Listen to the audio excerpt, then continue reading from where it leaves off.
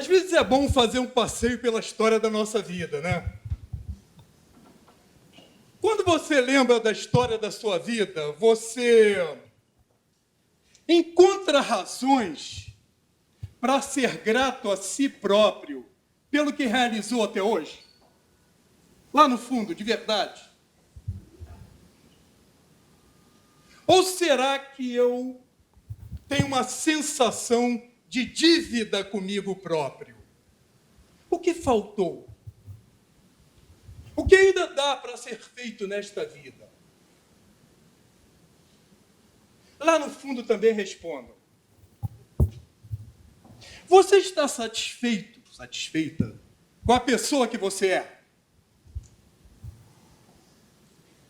Se não completamente, o que você está fazendo para ser a pessoa na qual você quer se tornar?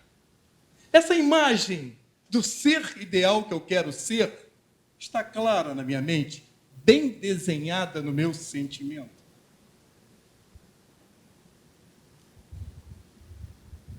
Todos nós, quando viemos ao mundo, nos alistamos num campo de batalhas. Eu lembro disso todos os dias quando eu pulo da cama, de manhã. Na vida nós estamos atuando como soldados ou guerreiros. Qual a diferença? O soldado luta por uma ordem que vem de fora. E o guerreiro? Ele luta por uma causa, um propósito, um ideal que vem lá de dentro. Nós temos agido como soldados ou como guerreiros? Qual a nossa luta? Vale a pena viver sem um grande propósito? Às vezes não temos coragem de nos fazer essas perguntas. Né? E aí? Você já teve a sensação de que você faz coisa demais?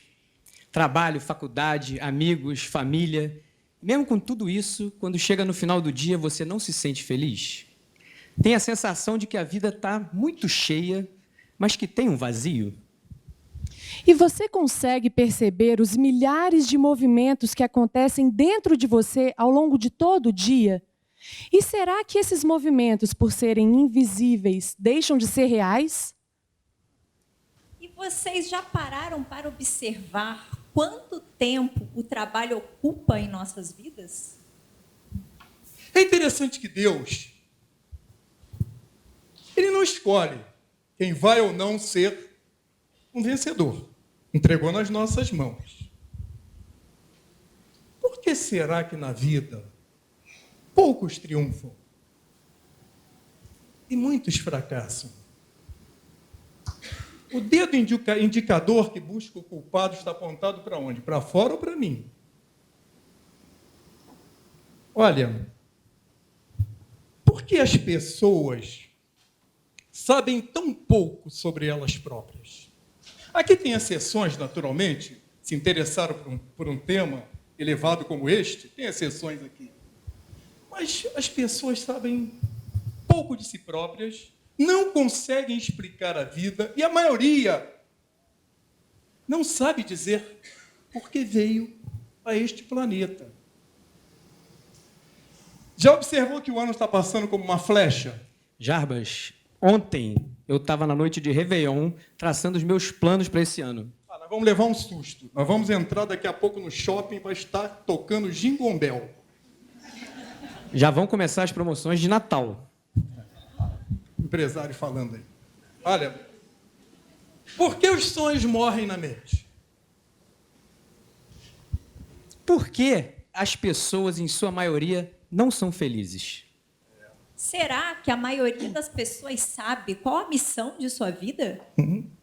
Bem, e que cuidar de filhos enche o tempo, todo mundo sabe. Mas será que também sempre preenche a vida? Qual é aquela realização que você não pode deixar de fazer antes de morrer? Por que não pega lá no fundo e não transforma isso num grande propósito para a vida? Essas perguntas, às vezes, buzinam lá dentro, no âmago da alma. Eu tenho observado que toda pergunta dessa natureza que brota lá no fundo, ela indica alguma lacuna que eu preciso preencher. Ela não pode ser trancada no armário. Mas o fato é o seguinte: nós começamos a bombardear o público de perguntas e nem cumprimentamos o público, né? Agora sim, sou Jarbas, quero saudar todos com meu abraço fraterno, afetuoso, caloroso. Boa noite. Boa noite. Essa bela noite, estamos juntos, sobretudo porque estamos aqui por uma grande causa. Eu tenho família, trabalho, pratico esporte, faço quase tudo que as pessoas façam. Escalo montanha, já pulei de paraquedas, asa delta, parapente. Acho que todo mundo não faz isso, não. Mergulhei nos maiores rios do mundo agora, com grandes peixes, esquiei na neve, mas eu reservo um tempo da minha vida para cultivar a minha evolução. Esse é o propósito da vida, né? Boa noite a todos. É um prazer imenso estar aqui tendo essa grande oportunidade de dirigir a palavra a vocês. Eu me chamo Paula Valegas, sou médica, neurologista e comecei a investigar a ciência logosófica já no início da faculdade de medicina. E isso tem feito grande diferença na minha vida, pois aqui eu tenho contato com conhecimento que estão ampliando demais os meus conceitos de vida e de tempo. Boa noite. Bem-vindos à Fundação Logosófica, como o reitor falou, em prol da superação humana. Isso é muito importante. Mas você sabe que tem algumas pessoas que ainda não sabem o que é logosofia. E aí me perguntam, o que é logosofia? Então eu vou explicar para vocês de uma forma muito simples, de fácil entendimento. A logosofia é a melhor autoescola do mundo. Simples assim. Por quê? Porque ela ensina a gente a dirigir a própria vida. Ela tira a gente da posição de passageiro e coloca a gente na posição de motorista. Então acaba aquele negócio de deixa a vida me levar. A partir de agora, quem leva a vida sou eu. Meu nome é Daniel Fogel, sou empresário, sou casado com a Cris, com quem tenho 3 filhos maravilhosos que estão aqui. A Juliana com 21 anos, o Patrick com 18, Felipe com 16. Exaltação familiar agora. Vai. Sou estudante de logosofia, investigador dessa ciência que desvenda as grandes perguntas e inquietudes da vida humana.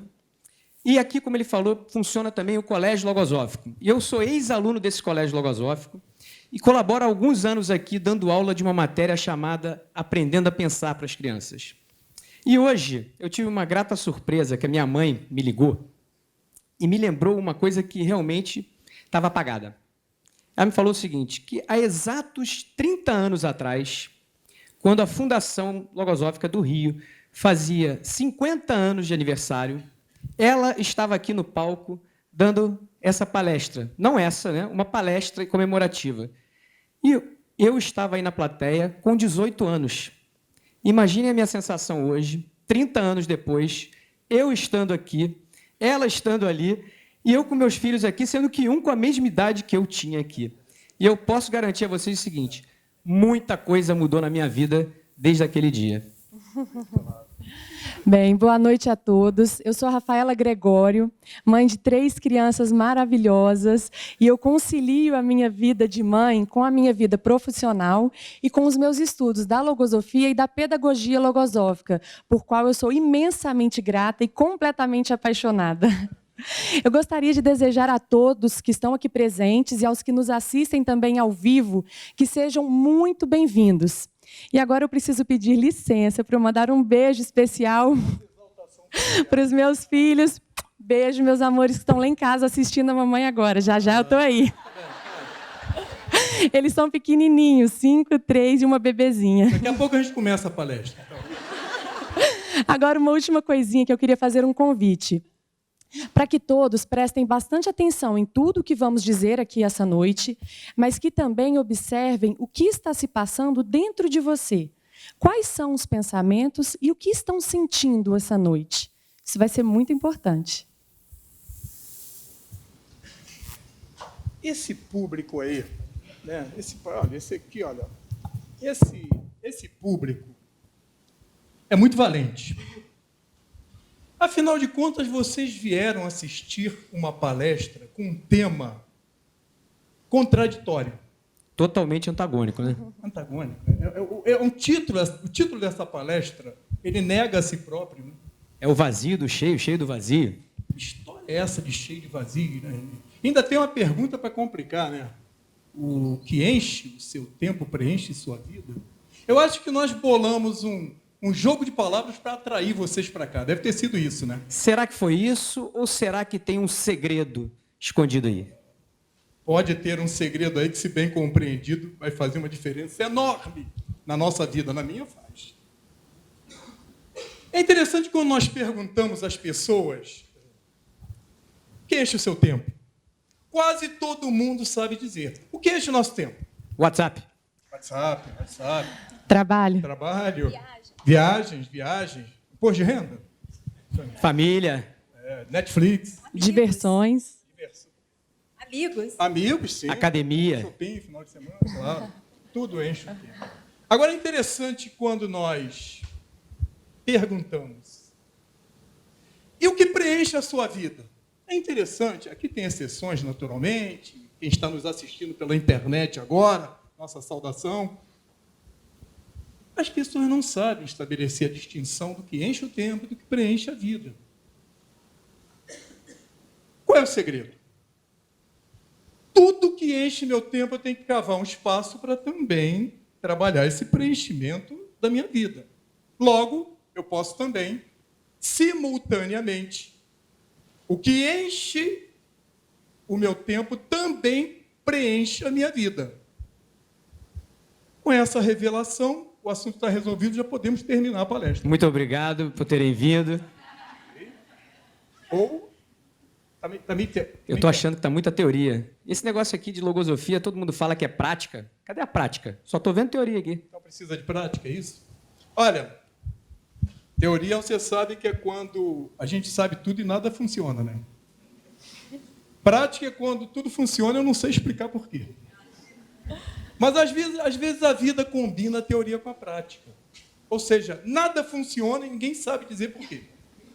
Olha, mas aqui vai ser diferente hoje. Aqui vai ser diferente. Nós vamos dizer o que funciona na nossa vida e vamos explicar por quê. Quem quer começar? Bom, eu posso começar. Opa, então tá bom. Trazendo, mulher é sempre valente. Trazendo a seguinte reflexão. O que esvazia a vida? Como que se chega numa vida vazia? Como que uma vida cheia de atividades, compromissos, trabalho, família e etc., fica vazia? O que acontece? O que está por trás disso? Eu me recordo que, na época da faculdade, para mim, aproveitar o tempo e a vida era ter uma agenda lotada de coisas. Era estar sempre fazendo alguma coisa. E assim eu fazia. Um tempo sempre bem ocupado. E eu me sentia feliz. Sentia que minha vida estava sendo preenchida. Mas por quê? Eu observei que naquela época, tudo que eu fazia tinha uma conexão com os meus propósitos de vida. Não só profissionais, mas também pessoais. Já num outro momento de vida, em que eu também estava com uma agenda lotada, trabalho ocupando a maior parte do tempo, eu já não me sentia da mesma forma. Faltava alguma coisa. Tinha uma sensação de vazio. As conexões com os meus propósitos estavam completamente enfraquecidas. Eu me sentia mais suscetível, dependente de coisas e pessoas para me sentir momentaneamente bem. E ainda tinha um cansaço e uma falta de energia inexplicáveis. Então, tinha uma sensação de vazio, mas um vazio que era pesado. Ô, Paula, isso que você acabou de falar, da vida vazia, ser mais suscetível, mais vulnerável, me fez lembrar de uma imagem. Outro dia eu estava atravessando a ponte Rio-Niterói e lá de cima eu avistei um barquinho bem pequenininho, parecia com 2 pescadores em cima. E aquela marolinha da Bahia estava praticamente virando o barquinho. Mais ao fundo, eu avistei uma imensa plataforma, enorme. E ela parecia que estava em solo firme. Aquelas marolinhas não eram nada para ela. E aí eu penso que é assim que devemos fazer com a nossa vida. Preenchê-la tanto ao ponto de chegarmos a encontrar essa grande estabilidade, né? Para passarmos pelas adversidades da vida com mais segurança e firmeza. Verdade, interessante essa imagem, né? Obrigada. Então, né, voltando à pergunta inicial, o que esvazia a vida e como preencher essa vida? Então, a gente tem que refletir como sair dessa condição, né, desse barquinho vulnerável à deriva, para nos transformar numa verdadeira plataforma firme e estabilizada, né? Bom, então, vamos refletir um pouquinho agora sobre os pensamentos de uma mente num contexto de uma vida vazia. Mas o que são pensamentos? Bom, eu tenho aprendido aqui que pensamentos são entidades psicológicas que se gestam, se desenvolvem e alcançam vida própria na mente humana. Apesar de imateriais, são bem visíveis. Basta agora cada um aí começar a observar com atenção que pensamentos estão passando pela mente nesse momento. E eles ainda podem passar de uma mente para outra. E quantos pensamentos não estão subordinados à nossa inteligência, aí eles dominam tudo, controlam a nossa vida, tomam conta de tudo. Começam a dirigir a nossa vida, enquanto que quem tinha que estar dirigindo era a gente, né?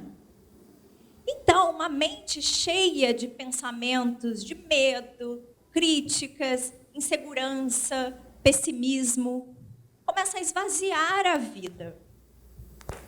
Por quê? Porque esses pensamentos debilitam a nossa vontade.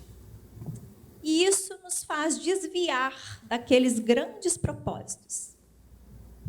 E assim a vida vai ficando vazia, né? Então, para preencher a vida, eu tenho que esvaziar a mente desse tipo de pensamento. Então, vocês concordam comigo que devemos cuidar não somente da imunidade do corpo físico, mas também da imunidade mental, através das defesas mentais contra esse tipo de pensamento. Bom, num determinado momento da minha vida que eu estava passando por uma adversidade, eu lancei mão de dois recursos muito importantes, que foram a adaptação e o movimento. Adaptação e movimento são consideradas leis universais que regem a nossa vida e estão presentes em toda a criação. Então, eu me coloquei ao amparo dessas leis e comecei a atuar de acordo com elas. E isso foi me ajudando aos poucos a novamente preencher a vida. As minhas conexões com os meus propósitos foram se refazendo. Essas conexões foram se restabelecendo. Então, eu comecei a me adaptar a uma nova situação que eu estava vivendo. Comecei a fazer movimentos no sentido de fazer coisas que eu já havia deixado de lado, a superar medos, a retomar vínculos de amizade, a estudar mais, buscar mais conhecimentos que pudessem me auxiliar naquele momento. E também comecei a me conectar a pessoas que pudessem acrescentar algo à minha vida. Então, eu fiz uma série de movimentos. E isso, aos pouquinhos, né, foi preenchendo novamente a minha vida. E ali eu percebi que uma adversidade pode ser uma grande oportunidade de crescimento e aprendizado. E interessante que isso mudou a forma até como eu encaro o meu trabalho. Porque, como eu disse no início, né, o trabalho ocupa uma grande parte do meu tempo. Então, eu precisei unir o tempo dedicado ao trabalho ao tempo dedicado à conquista dos meus grandes propósitos de vida, que são superar a mim mesma de forma mais consciente e fazer o bem ao semelhante. Então, eu, como médica, com uma agenda lotada, comecei a encarar a medicina, a profissão, como um verdadeiro campo experimental das minhas próprias mudanças. Então, enquanto eu estou ali atendendo os pacientes, eu procuro exercitar a observação de mim mesma. Observar aqueles pensamentos que atrapalham tudo, sabe, que a gente estava falando? Por exemplo, pressa, impaciência, brusquidão, indiferença. E quando eu faço essa observação, eu posso identificar, selecionar, neutralizar e, quem sabe, até eliminar esse tipo de pensamento da minha mente. E isso se reflete diretamente na minha relação médico-paciente. Por quê? Porque à medida que eu vou me tornando uma pessoa melhor, eu consigo ser também uma médica melhor, né? Mais alegre, simpática, paciente. E também vejo que, nesse exercício, o meu olhar clínico, ele se direciona para mim mesma. Então, o olhar clínico agora do médico é via de mão dupla. Então, tem que se observar e observar o paciente de forma simultânea. E também procuro observar o outro como um ser biopsico-espiritual e não só um ser biológico. Então, eu vejo que, além de diagnósticos e tratamentos, eu posso oferecer algo a mais, né? E sabendo que eu posso oferecer algo a mais, isso começa também a me fazer cultivar mais virtudes e alguns sentimentos mais elevados, como afeto, compaixão, gratidão. E eu, como neurologista, eu atendo muitas pessoas que acabam chegando para mim com queixas de que estão nervosos, ansiosos, uma tristeza que não sabem explicar. E ali eu vejo uma grande oportunidade de falar sobre essa realidade dos pensamentos. E ter essa oportunidade me faz muito feliz. Isso preenche demais a minha vida. E eu ainda posso, né, explicar a diferença entre a mente e o cérebro, como eles se relacionam. E isso vai preenchendo a minha vida. E aí chega no final do dia, depois de um dia cansativo de trabalho, eu estou com mais energia e mais alegria. Porque ao longo do dia, eu fui preenchendo um pouquinho da minha vida. E, além disso, também fui preenchendo um pouquinho da vida do semelhante. Então, eu começo a cumprir com aqueles meus propósitos de vida, né? Começo a atuar de acordo com eles. Então, olha como que o tempo e a vida se expandiram, né? Enquanto eu uso o tempo ali para o trabalho, eu também estou usando o tempo nesse meu propósito de superação e bem. E aí eu vi que eu fui preenchendo a vida e chegou um ponto que começou a transbordar. Que transbordamento é esse? Sem desperdício e sem me esvaziar. Nossa, como assim? É porque os elementos com que eu fui preenchendo a minha vida são de outra natureza. Quando eu transbordo, não tem desperdício, porque eu estou ajudando o outro a preencher sua vida. E isso enche mais ainda a minha vida. E isso me deixa muito feliz de ter essa oportunidade. Por quê? Ali eu vejo a verdadeira expansão do bem, mas que começou em mim mesma. E isso preenche muito a vida e me traz muita felicidade. Paula, essa questão de diferença pensamento, mente, cérebro, assim, nós somos muito convidados a fazer palestras também fora da fundação. Outro dia eu estava numa universidade cheia de jovens assim, e eu falei o seguinte: olha, tudo que a sua cabeça mandar, pergunte quem está mandando.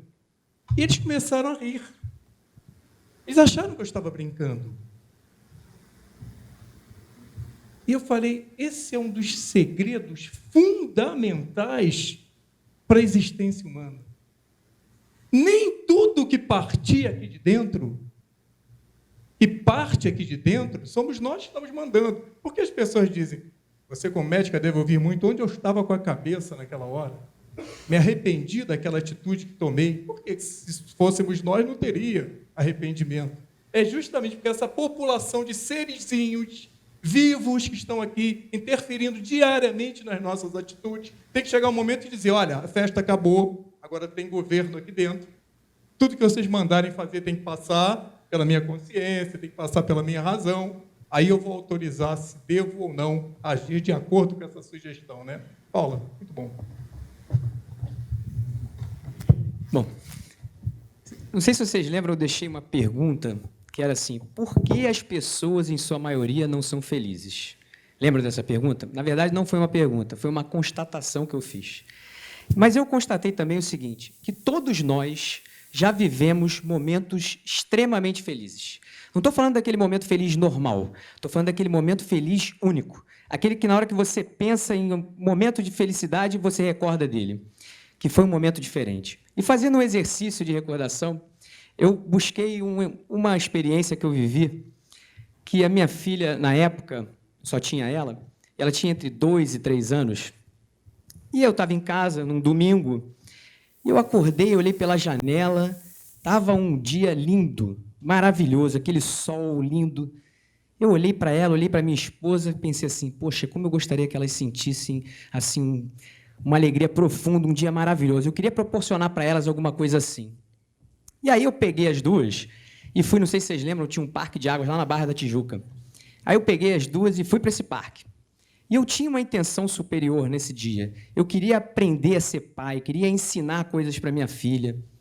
E o dia foi espetacular. Quando eu voltei para casa, no carro, era aquela sensação que ela falou de transbordamento, estava aquela sensação assim que eu não sabia explicar o que estava acontecendo. Era boa demais. Não era uma sensação física, era uma coisa espiritual mesmo.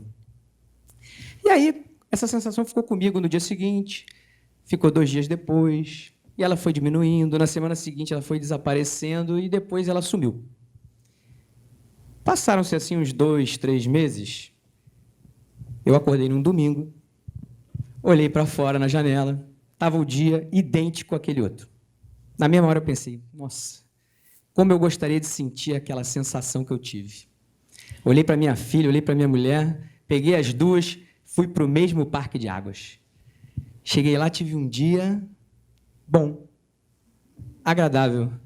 E aí, quando eu voltei para casa no caminho, eu fiquei me perguntando por que eu não tinha sentido a mesma coisa. Tinha alguma coisa que estava errada. Eu fui para o mesmo parque de água. O dia estava idêntico. Eu estava com a mesma filha, com a mesma mulher, e eu estava lá. O que estava errado? Alguma coisa não estava fechando. E aí eu entendi que essas sensações de felicidades únicas a gente só sente quando a gente faz o bem ao próximo sem intenção nenhuma. Nenhuma. Na primeira oportunidade, eu tinha a vontade de fazer o bem a elas, para elas. Não tinha nada vinculado a mim. Na outra vez, apesar de ser uma vontade assim bela, né, de querer fazer, ter uma sensação, para mim, maravilhosa, e elas, por tabela, também, eu não tive o privilégio de receber aquela sensação. E essa sensação, na verdade, são créditos que a gente recebe. E esses créditos vão para onde, quando a gente recebe esses créditos? Não sei se vocês sabem, mas existe um banco, na verdade é o maior banco do mundo, chama-se Banco de Crédito Universal. E todos aqui, todos nós, temos uma conta aberta nesse banco. mesmo sem saber. Quando a gente nasce, a gente chega aqui, essa conta já está aberta. E como é que a gente bota o crédito lá? Fazendo bem, procurando se conhecer, respondendo essas grandes inquietudes da vida, de quem sou eu, o que eu estou fazendo aqui, para onde que eu vou. E para gerar esses créditos precisa de quê? De tempo, né? Eu preciso de tempo para poder gerar esse crédito. Mas parece que tempo a gente não tem, não é isso? A impressão que tem é que tem muita coisa enchendo a minha vida, né? Tem muita atividade, muita coisa social, e eu não consigo ter tempo para fazer isso. E na logosofia, o conceito de tempo é muito diferente. Para a logosofia, tempo é vida. Tempo que se perde é vida que se vai. Então, o que eu estou fazendo com esse tempo que eu tenho? Aonde eu estou investindo esse tempo? Meu avô era uma pessoa assim, muito sábia. Ele faleceu com 100 anos de idade. Ele veio da Polônia para o Brasil e fez a vida dele aqui com a família dele. E todo o dinheiro que ele ganhava, ele comprava umas casinhas lá no Rio Comprido. Sempre estava lá, ele pegava, investia e comprava as casas dele no Rio Comprido. Um belo dia, eu estava com meu avô, e eu cheguei para ele e falei assim, avô, me diz uma coisa, por que você comprou essas casas no Rio Comprido? Você não comprou no Leblon, na Barra? Aí meu avô virou para mim e falou, meu filho, o Leblon não valia nada, a Barra era um pântano. Aí eu pergunto, será que se meu avô soubesse o que teria valor no futuro, ele teria investido no Rio Comprido ou na Barra e no Leblon? Provavelmente ele teria investido lá. Então, fazendo uma analogia, uma comparação com a nossa vida, qual é o nosso maior capital? Não é esse tempo que a gente tem? E aonde a gente está colocando esse maior capital que a gente tem? A gente está aplicando ele aonde? Porque, dependendo do que a gente vai fazer com ele, ele vai gerar conhecimento, sabedoria ou não. E, ultimamente, como as pessoas não têm dedicado esse tempo a essas atitudes mais especiais, mais superiores, tem surgido uma doença, que é conhecida como a doença do vazio. E essa doença se manifesta com a angústia e a ansiedade de não se saber para que se vive e nem por que se vive. Daniel, sobre essa doença do vazio, eu também gostaria de falar um pouquinho mais, porque eu vejo que também não é só um jeito de falar. Gonzales Pecote nos apresenta que o ser humano é composto por duas naturezas, uma natureza física e uma natureza tão real, individual e comprovável quanto a física, que é a espiritual. Com relação aos cuidados desse nosso corpo físico, já avançamos bastante. O que vocês pensariam de alguém que levantasse a seguinte bandeira? Precisamos lutar pelo direito de nunca mais beber água. As pessoas são livres para fazerem as escolhas que quiserem, mas o nosso corpo físico possui regras para o seu funcionamento que estão acima da nossa vontade. E contrariar essas regras faz adoecer. Então, a nossa médica pode me corrigir se eu estiver errada, mas imagino que essa pessoa não tardará a adoecer. E eu vejo que com a nossa natureza espiritual acontece algo muito semelhante. Hoje em dia, estamos vivendo uma completa inversão de valores.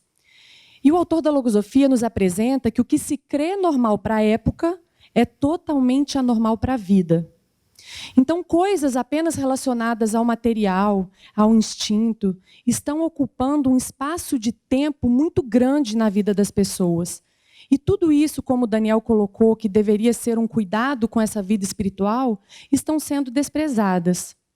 E eu sinto que é mais por desconhecimento do que por escolha.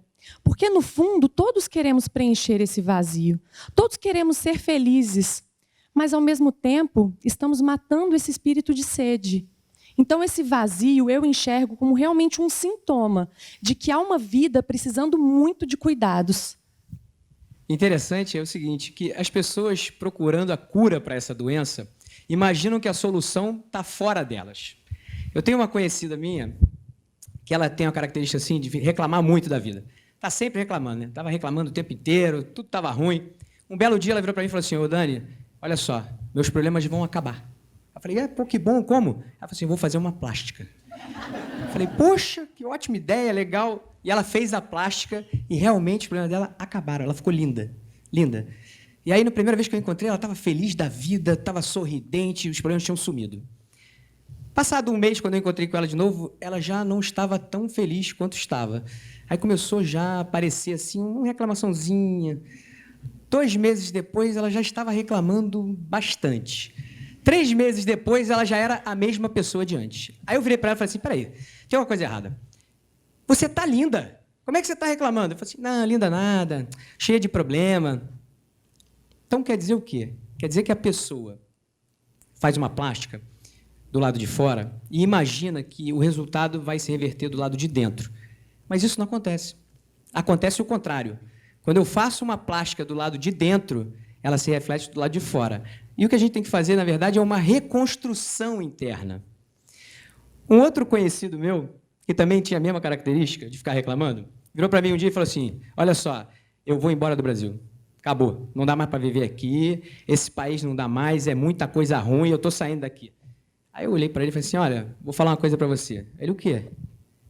Você pode mudar do Brasil e nada vai mudar na sua vida. Aí ele tomou um susto. Eu falei, que isso? Por que você está falando isso para mim? Eu falei assim, não, é simples. É uma constatação, eu sei que vai acontecer isso. Ele, por quê? Eu falei, porque no dia que você entrar no avião, dentro desse avião vai estar você. Então, seus problemas vão com você. Eles vão embarcar junto. Por quê? O que acontece? Aqui na Logosofia, a gente aprende o seguinte. Se vocês saírem daqui com esse conhecimento, já vai ter valido a palestra. A gente tem que colocar os problemas dentro da nossa vida e não a vida dentro dos problemas. Porque quando a gente coloca os problemas dentro da vida, eles se resolvem. Agora, quando a gente coloca a vida dentro dos problemas, não tem mais vida, né? O problema é enorme. A minha vida não cabe ali dentro. Então, a gente precisa fazer esse trabalho de buscar esse conhecimento das causas, as causas que causam esse desequilíbrio dentro da gente. Que são o quê? Esses bichinhos aí que o Jarbas colocou e a Paula, os pensamentos. Eu tenho que conhecer como que eles funcionam, conhecer os sentimentos. E na hora que eu começo a me conhecer, a minha vida começa a mudar. Eu começo realmente a preencher a minha vida. E aí tudo muda. Nós estamos querendo muito que, sabe, que eles... estamos, assim, querendo que vocês saiam daqui com coisas bem concretas, assim, pensando, refletindo. Que a gente encontre vocês daqui a alguns meses e vocês possam citar alguma coisa que levaram para a vida, que ouviram aqui. Parece, por exemplo, que está ficando claro que, para preencher a nossa vida, nós temos que ter um propósito. Alguma coisa que nos faça pular da cama de manhã com brilho na alma, calor nos olhos. É como um farol que ilumina a nossa existência. Já viu que nossos sonhos parecem vagões de trem que ficam fora do trilho, vão enferrujando? Um grande propósito na vida tem sido assim comigo. É como uma locomotiva. Ele sai puxando todos os demais vagões e forma uma composição em busca do êxito individual. Mas que propósito pode ser esse? Olha, considerem que uma empresa foi contratada para fazer uma ponte sobre um rio, 1 ano de prazo. Logo no início apareceram jacarés, cobras, teve que levar essa fauna para uma outra reserva. Depois apareceram índios dando flechadas, dizendo que aquela terra era deles, teve que negociar com a tribo. Depois veio o período das cheias, teve que esperar a estiagem. Muito bem. Os 12 meses passaram e veio a cobrança. O dono da empresa falou, olha que maravilha, índios pacificados. Toda a fauna transferida, superamos o período das cheias. E a ponte? Desculpe, a ponte. A ponte não foi construída. Serve uma comparação, uma analogia com a nossa vida? Na minha serve muito, por isso eu estou compartilhando essa metáfora que para mim é muito importante. Nós, quando viemos ao mundo... Espera aí, melhor falar de mim. É mais respeitoso. Eu, quando vim ao mundo, eu assinei um contrato também com Deus para eu construir uma ponte. Uma ponte que me permita uma travessia. da minha ignorância, do meu desconhecimento ao meu saber. Saber o quê? Já foi dito. Saber que eu tenho corpo, alma e espírito, que eu tenho duas naturezas, uma física e espiritual, saber que eu tenho que organizar minha mente, que eu posso conhecer toda essa criação que me rodeia, como ser imortal. Só pensando em mim? Não. Pensando em como ajudar. A proporção que eu vou construindo a minha ponte, eu vou puxando outros para que façam o mesmo. Olha, no outro dia, minhas duas filhas, depois elas não vão brigar comigo não, que elas estão no auditório também, todo mundo falou de família, só eu que não. Então eu posso falar, elas estão aqui no auditório também. Minhas duas filhas estavam saindo de casa de manhã e elas sabem que eu gosto de fazer essas perguntas.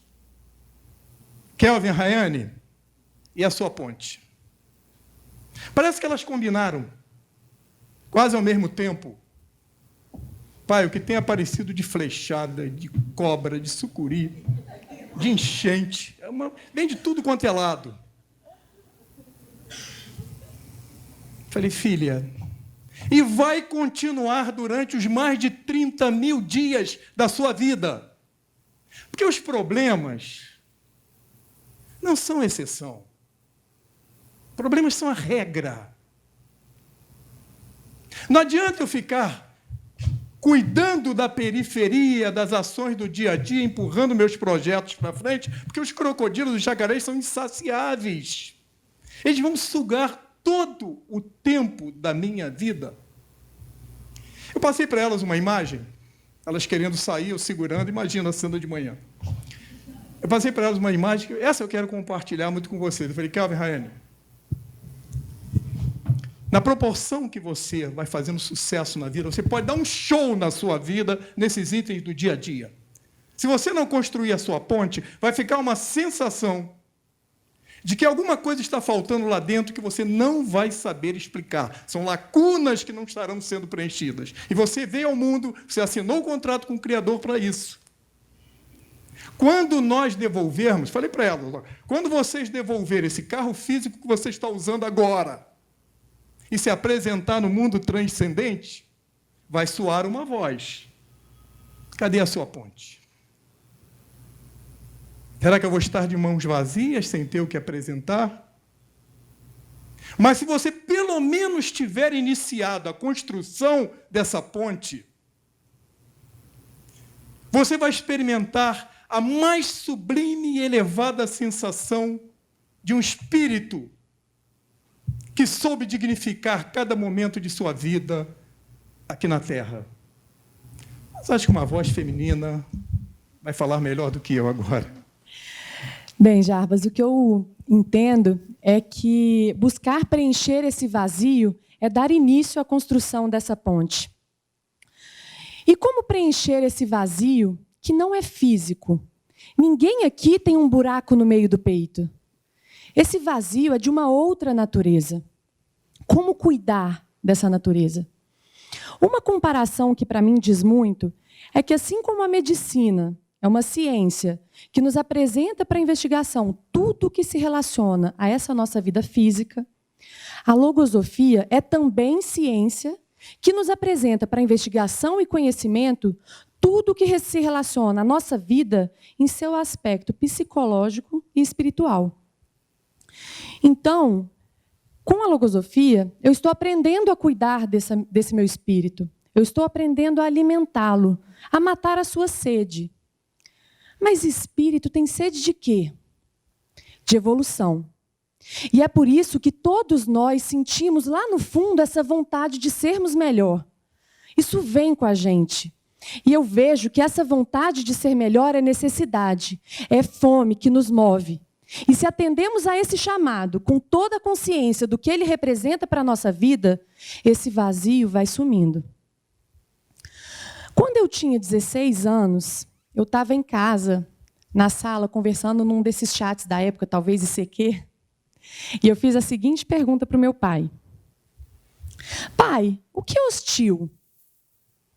E a resposta dele me impactou muito, porque um amigo tinha acabado de me chamar de hostil. E essa foi a minha fama por muitos anos. Eu era brava, eu era grosseira e eu era impulsiva. Eu sei que muitos que me conheceram depois podem não estar acreditando, mas é verdade. Esses rótulos praticamente me definiam, e eu os carreguei por muito tempo. E como eles pesavam, como eles me faziam sofrer, esvaziavam a minha vida. Foi então que, ainda com esses rótulos sobre as costas, eu fui a um casamento de 2 amigos muito queridos que estudavam logosofia. Eu ainda não conhecia. E lá eles falavam tudo isso que vocês estão ouvindo aqui, sobre trocar pensamentos, sobre evoluir com conhecimento, sobre conseguirem ser quem eles gostariam de ser. E ali, naquele mesmo dia, eu tive a certeza que eu queria isso para mim. Imagina, poder aprender sem precisar sofrer antes com os erros. Para mim, isso era maravilhoso. Eu percebi logo que, além de ser mais feliz, eu economizaria um tempo danado, porque eu não sei se acontece com vocês, mas eu acabava caindo sempre no mesmo erro, nas mesmas experiências, como se eu estivesse andando em círculos. E foi então que eu decidi romper esse círculo. E, ao invés de deixar que a vida me ensinasse a ser menos hostil, eu decidi mudar isso por mim mesma. E hoje, já tendo percorrido um caminho, eu posso dizer que sim, eu mudei. E não é dizer que eu hoje consigo controlar essa raiva quando ela vem, ou que eu consigo aparentar um sorriso no rosto e uma serenidade, enquanto por dentro está tudo corroído. Não é isso. Eu mudei de fato, de verdade, porque eu fui às causas. Eu hoje não sinto mais a raiva que um dia eu senti. Mas, por favor, também não pensem que eu não me irrito mais. Eu continuo vivendo as minhas lutas diárias. Em algumas eu tenho muitas dificuldades ainda. Mas, pelo menos, a luta agora é digna. Eu estou no jogo. Antes, eu era simplesmente dominada pelos pensamentos. E isso faz sofrer demais. Então, gente, hoje eu posso dizer com uma convicção absoluta de quem viveu que, sim, é possível mudar. Portanto, não tenham medo de enxergar esse vazio. Não tenham medo de olhar para dentro e enxergar qualquer característica que não lhes agrada, porque dá para ser diferente. Agora, para quê? Para que mudar? Eu me aproximei da logosofia porque eu queria deixar de sofrer com os erros. Mas agora eu estou aprendendo que as causas de tudo isso vão muito além disso que em algum momento eu desejei. Tem motivos muito superiores para que a gente promova essas mudanças dentro de nós. Imaginem agora uma praça desocupada. Uma praça em que o mato está tomando conta, com os brinquedos velhos, enferrujados. Uma praça mal cuidada, suja, com cheiro ruim. Você frequentaria um ambiente assim? Levaria os seus filhos ou seus netos para brincarem nessa praça? Eu prefiro frequentar outro tipo de ambiente. E eu sinto que com a nossa natureza espiritual acontece algo parecido. Se a gente permite que a nossa mente se assemelhe a essa praça mal cuidada, cheia desses pensamentos, como a Paula colocou, de raiva, de pessimismo, de inércia, isso afasta o nosso espírito. Por quê? Por sua essência divina, ele também não frequenta qualquer ambiente, digamos assim. E aí, quando falamos desse vazio, também não é só jeito de falar. É vazio mesmo, porque a verdadeira vida não está lá. Daí a importância de cuidarmos dessa praça, de selecionarmos cada pensamento que entra na nossa mente, de fazermos essa reconstrução interna, como o Daniel falou. E todo esse caminho traz muita alegria e preenche muito a vida. Eu me recordo do dia em que eu troquei um pensamento pela primeira vez, de forma consciente. Eu senti uma alegria, uma expansão interna, como em poucos momentos na vida eu já havia sentido. E observem que foi um momento que aconteceu apenas dentro de mim, na intimidade do meu ser. Ninguém viu, ninguém soube, não houve festa por isso. E eu vejo que são momentos como esses que realmente preenchem e trazem essa alegria. Esse momento que eu descrevi foi apenas o primeiro de uma série de transformações conscientes que eu realizaria a partir dali e que mudariam completamente a minha vida. especialmente a minha vida como mãe, que é muito importante para mim. Os filhos não vêm para a gente por acaso, e comigo não foi diferente.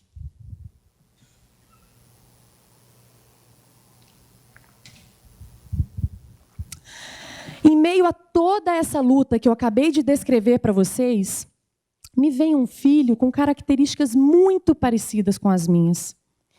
Então, eram as feras dele, despertando as minhas feras internas, em meio à loucura que é a rotina com crianças. Se eu fosse viver essa maternidade apenas com a minha natureza física, a minha vida facilmente teria se transformado em um verdadeiro caos. E eu posso afirmar isso para vocês porque em algum momento eu experimentei isso. Além disso, o meu vínculo afetivo com meu filho poderia ter sido abalado. Não é raro encontrarmos filhos com problemas de relacionamento com os pais e vice-versa. Mas com os conhecimentos logosóficos, eu estou aprendendo a ter mais domínio, um domínio verdadeiro dessa minha realidade interna. E aos poucos eu estou deixando a condição de um vulnerável barquinho para ir aos poucos me aproximando daquela imagem da plataforma. Então, as dificuldades que o meu filho apresenta, ao invés de me derrubarem, foram se transformando para mim uma verdadeira oportunidade de me superar. Especialmente pelo compromisso que eu assumi de, muito além de formatar comportamentos nele, de ajudá-lo e ensiná-lo a cuidar dessa praça interna que ele possui. Então eu, que sempre queimei, eu tive que aprender a soprar, por ele e para ele. E hoje, diariamente, eu me vejo escolhendo um novo destino para a família. Eu vejo como ele já possui resultados desse trabalho. E deixando para trás um destino que eu sei muito bem onde levaria. Portanto, tendo vivido tudo isso, experimentado essas transformações na minha vida e na vida dos meus filhos, mesmo eles sendo ainda tão pequenininhos, já passa a não ser mais só uma questão de confiar em um mundo melhor. Gonzales Pecote me trouxe uma convicção absoluta no porvir da humanidade. Porque existe um caminho, tem jeito. É só uma questão dos seres se despertarem e se alistarem a esse verdadeiro exército de bem. Só não podemos demorar muito, porque o mal avança muito rápido na raia ao lado. Essa natureza de emoção que estão presenciando aqui é muito normal no nosso dia a dia de estudo aqui na Fundação. A vida é um presente de Deus. Felicidade é um direito. Eu não peço nada a Deus. Eu só peço sabedoria. Já ouviram essas frases? Concordam com elas? Queridos que estão aqui nos prestigiando, você que nos assiste pela internet, a vida não é um presente de Deus. Felicidade não é direito. É só olhar para o lado, liga a televisão quando chegar em casa. Felicidade é conquista, é merecimento, é luta, é correspondência. Pedir a Deus sabedoria, Deus vai dizer, você está transferindo para mim o seu dever de casa? Eu é que tenho que adquirir sabedoria e oferecer a Deus em forma de serviço? Olha, é mais ou menos assim. Quando eu recebo um presente, é como se fosse algo gratuito que eu posso fazer o que quiser com ele, até jogar fora. Não é o que acontece com a vida. Envolve responsabilidade. O que eu vou falar agora é prática, não é teoria. Porque influencia na minha vida diariamente. Me ajuda a decidir diariamente na vida. Quando Deus criou o universo, Ele pensou, preciso de alguém para conhecer o universo, senão não vai ter sentido. Toda essa obra sem ninguém para conhecer. Criou a criatura humana. Perfeita. Nós fomos criados perfeitos.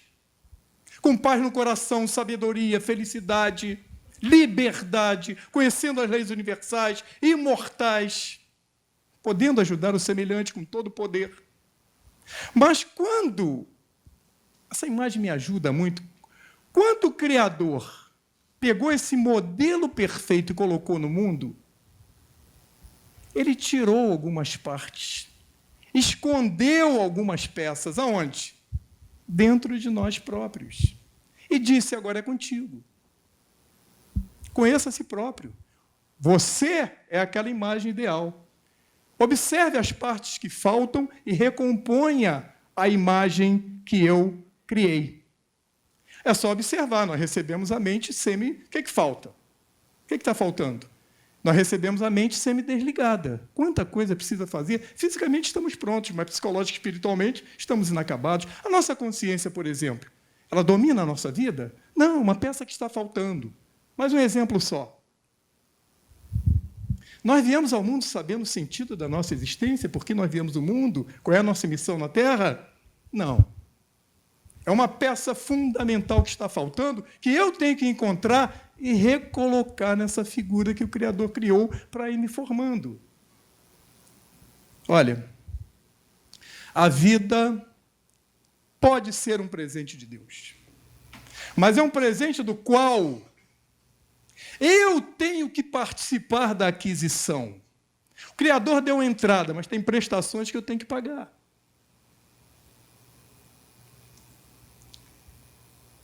O Criador não quer que eu seja um súdito terrestre, olhando a vida como algo cômodo que me foi presenteada. O Criador quer que eu viva a mais sublime sensação de também ser criador de mim próprio. Isso preenche minha vida. E o ensinamento do Criador da Logosofia que me inspira muito.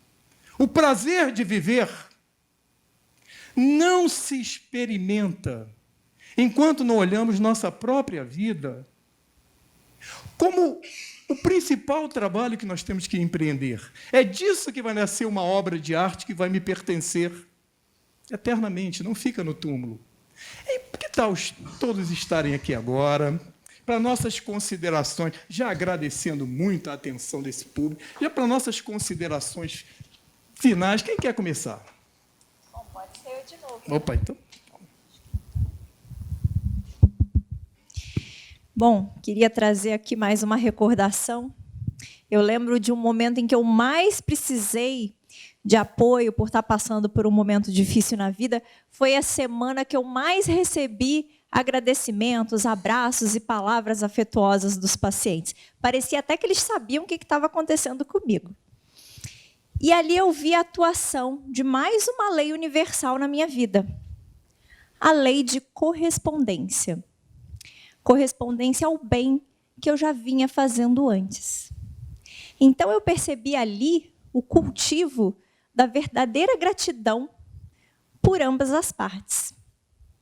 Então, quando a vida física se conecta com a vida metafísica ou espiritual, a nossa sensibilidade ela é nutrida por sentimentos de elevada hierarquia, que se manifestam de uma forma simples, sutil e espontânea. E isso preenche muito qualquer vazio.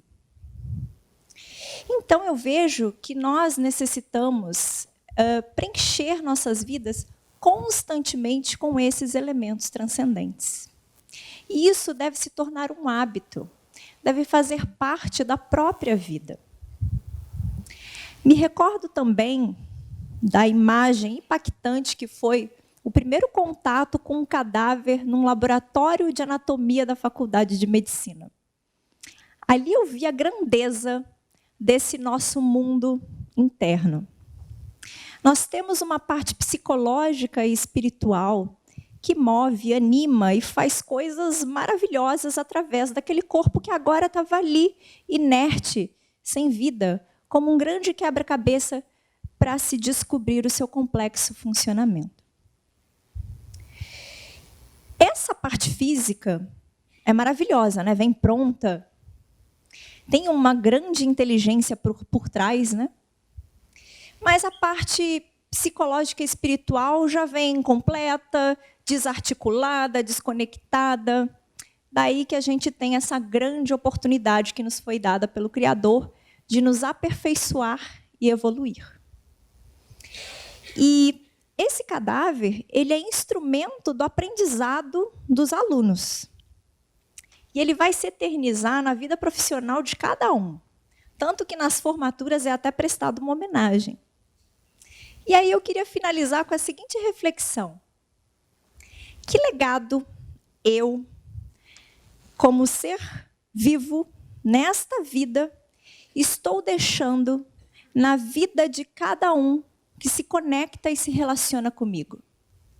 O que de bom eu estou fazendo e estou deixando nessa vida que fará parte de uma dimensão de tempo eterna? Belas reflexões, Paula. Bem, para terminar, eu preciso contar para vocês que quando eu recebi o convite para participar aqui dessa linda festa, eu estava com meu terceiro filho recém-nascido. E dependendo da forma com que eu encarasse as preparações para esse evento de hoje, eu poderia ter enchido loucamente o meu tempo e, ao mesmo tempo, não ter conseguido preencher a minha vida. Poderia não ter conseguido casar as duas coisas, como o Jarbas falou no início. Mas aí, se além de encher o meu tempo com todo esse preparo e esse cuidado, que realmente são fundamentais, eu começasse a pensar também na grata oportunidade de poder fazer parte dessa linda festa, dessa linda e importante comemoração. Aí, além de encher o meu tempo, já preenche um pouquinho mais a minha vida. Se, além disso, eu penso também na alegria que foi poder me vincular um pouquinho mais com a Paula, o Daniel, o Jarbas, de poder viver todos esses bastidores, encontrar todos nos felicitando um belo dia, isso aí já preenche um pouquinho mais a minha vida. Agora, se além de tudo isso, eu me recordo da Rafaela que entrou por aquela porta alguns anos atrás e que tinha vergonha de expor os seus pensamentos numa reunião de estudos com 10 pessoas. Se eu me recordo de todas as pessoas que me ajudaram nesse caminho, que fizeram parte desse avanço que eu fui conquistando. Se eu me recordo, se eu tenho presente, na verdade, que o dia que eu estou vivendo agora não é só o presente, o aqui e o agora. É a condensação de todo um passado de muito esforço e a realização de um futuro que eu desejei muito um dia. Isso já preenche mais a vida, não é? Eu poderia continuar, mas o que importa é que vocês percebam que a logosofia nos ensina a ampliar ilimitadamente a nossa vida. Nos ensina essa nova forma de viver. Bem, se alguém em algum momento da palestra tiver sentido aquele calorzinho no peito, eu proponho que cuide dessa chama, que não deixe ela morrer. Nesse carnaval, meu filho do meio, que está com 18 anos, pediu para ficar aqui no Rio. A gente ia viajar, ele falou assim, poxa, pai, deixa eu ficar no Rio, eu quero ir para os blocos. Aí, pô, já tive 18 anos, falei, claro, fica aí. E aí viajei, eu e o resto da família. Quando a gente estava chegando onde estava indo, de repente chegou uma mensagem do meu filho assim, pai, tá faltando luz no prédio. Aí eu falei, caraca, coitado, ficou sozinho em casa pela primeira vez e ainda vai ficar sem luz.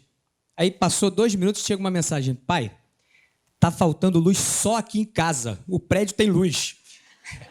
Aí eu falei, peguei o telefone, liguei para ele e falei, olha, sua filha, é simples, você desce lá embaixo, vai lá no quadro geral, vai no relógio, vai ter um disjuntor, você acende esse disjuntor que a luz vai voltar, provavelmente.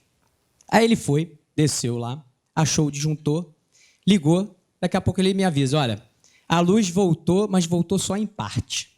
Parte da casa tem luz e parte da casa não tem luz. E era o primeiro dia do carnaval. Falei assim, vai ficar assim mesmo. E aí ele ficou lá, assim, com a casa meia acesa, meia apagada. Quando eu cheguei, chamei o eletricista, aí descemos lá embaixo para ver, fui lá no relógio e vimos que chegava a luz no relógio, saía para o meu disjuntor, saía do meu disjuntor para a minha casa, mas na minha casa só chegavam 2 fases. Só 2. Meu disjuntor é trifásico. mas só tinham 2 fases. E dava para ficar com 2 fases, dá para funcionar a casa. Só que tem alguns equipamentos em casa que só funcionam com 3 fases. A nossa vida é exatamente assim. A nossa vida é trifásica. A gente tem uma fase biológica, a gente tem uma fase psicológica e a gente tem uma fase espiritual. A gente pode funcionar muito bem a nossa vida com essas 2 fases, com a biológica ou a psicológica. Passa a vida tranquila, tem sucesso, só que não preenche a vida. É nessa terceira fase, na fase espiritual, a única de energia contínua, que se respondem às grandes inquietudes da vida. Quem sou eu? O que eu estou fazendo aqui? Qual a razão da minha vida? Mas aí você pode pensar, ele sempre foi assim? Não, eu não era assim. Quando eu tinha 18 anos, a idade deles, meu pai já era estudante de filosofia, assim como minha mãe. E meu pai ficava o tempo inteiro atrás de mim, falando assim, meu filho, a vida não é só isso que você está fazendo. E isso eu, aproveitando, estudando, namorando. Assim, não é só isso. Aí eu comecei a trabalhar, eu falei, pai, eu quero ganhar dinheiro, eu quero formar família, eu quero ser feliz e pronto.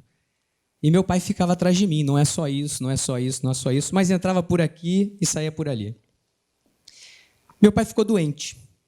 E durante a doença dele, mesmo estando doente, eu já tinha me casado, e meu pai ficava atrás de mim, meu filho, a vida não é só isso. Você está pensando que a vida é só trabalho, só ganhar dinheiro, só a sua família? Não é só isso. Tem uma outra parte muito importante que você não está cuidando, que é a parte espiritual. Mas ele falava, entrava pelo ouvido e saía pelo outro. Na noite que meu pai faleceu, a minha mãe pediu que eu fosse na casa dela, eu já era casado, já tinha uma filha, que eu fosse na casa dela para buscar os documentos do meu pai para poder fazer o atestado de óbito dele. E eu fui. Quando eu cheguei na casa do meu pai, eu fui lá onde minha mãe mandou, peguei os documentos do meu pai e algo me levou à estante do meu pai. E lá eu peguei um livro, que era O Espírito. Naquela noite, eu li esse livro. E foi nessa noite que esse disjuntor se armou a terceira fase. E foi por isso que eu comecei a estudar logosofia. Então, é nessa fase que a gente realmente preenche a nossa vida. A vida não é preenchida só com essas outras 2 fases. Quando nós viemos ao mundo, nós recebemos um tempo. Hoje já vamos creditar 24 horas no cartão de crédito, ou debitar, dependendo se vamos creditar ou debitar. E vocês dedicaram uma parte do tempo, você que nos assiste pela internet também, todos estão aqui promovendo essa festa, vocês tributaram um tempo da vida de vocês para nos ouvir. Por isso nós queremos aqui, simbolicamente, estender uma faixa com o nome gratidão. O fato de estar aqui conosco é digno da nossa mais sincera e profunda gratidão. Queremos que tenham uma boa viagem. Não apenas uma boa viagem de volta aos seus lares. Fazemos referência à esplendorosa e fascinante viagem que todos nós estamos empreendendo rumo à nossa evolução. Sejam grandes. Aquele que quer ser grande não pode pensar nem se comportar como pequenos. Vocês são dignos do nosso aplauso.